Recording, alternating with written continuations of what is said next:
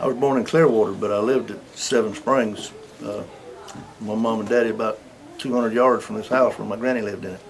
And any interesting things you remember about attending the Elfers School? They liked to beat me to death. You got paddled? I got beat every day. By Mrs. Mitty P. Locke was Yeah. the principal, and she had whipped my daddy. Said she enjoyed whipping me just as much. What kind of stuff did you do to get paddled? I know she paddled a lot. Fall out the window, show up. You didn't have to do much back then. Yeah. What was this building like when it was a private residence? It was just a big old roomy house when Granny had it. It was full of all kind of treasures. She had all kind of boxes and big chests in it full of everything you could imagine. But it was divided up into a lot of bedrooms. Yeah, it was divided up into 5 or 6 bedrooms with 8-foot walls. And you could climb from one bedroom to the other over the top of the little short walls. I think the ceilings in this place are, what, 12, 14 foot high.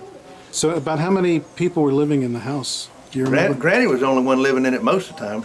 Yeah. She lived by herself up there. Her mama come and stayed with her for 4 or 5 years one time when she was sick. And it had running water before? Yeah, they had a houses? windmill and a storage tank and a bathroom way back before they had electricity. So the outhouse was still the outhouse there? would have been from the school. Yeah, I think it was a 3 or 4 hole outhouse. Yeah. But it was still out. It was still in the yard. Yeah. Willie Maude lived here until?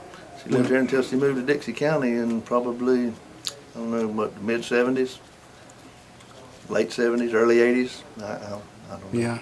Your father, did he live here? Yeah, he raised his whole life here. Matter of fact, he was probably born in this house. And he lived in here until he went off to the University of Florida. And that's when his daddy died, and he left and come back home and went to work. Went to the Korean War, come back and married my mama. And I guess up until that point, he lived in his house. And explain exactly where this house was located.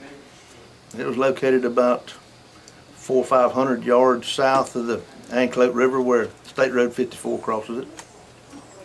I think y'all built a new road now and call it Pasco 1 or something. Yes. Would have been just west of where the Seven Springs Golf Course Community Center is located now, Country Club.